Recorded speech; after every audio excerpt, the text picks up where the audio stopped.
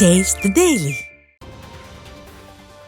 அதிமுக பொதுச் செயலாளரின் கோவை சுற்றுப்பயணம் குறித்து மாநகர் மாவட்ட செயலாளர் அம்மன் கே அர்ஜுனன் தலைமையில் ஆலோசனை கூட்டம் நடைபெற்றது.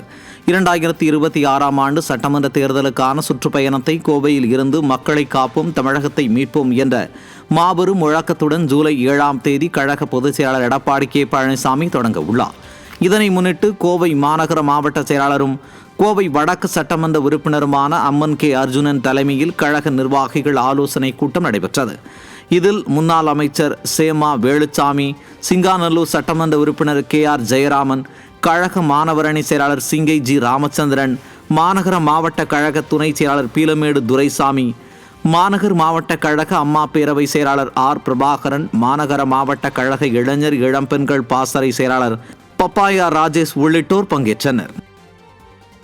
மயிலாடுதுறை மாவட்டம் பூம்புகாரில் திமுகவைச் சேர்ந்த திரளானோர் அக்கட்சியில் இருந்து விலகி அதிமுகவில் இணைந்தனர்.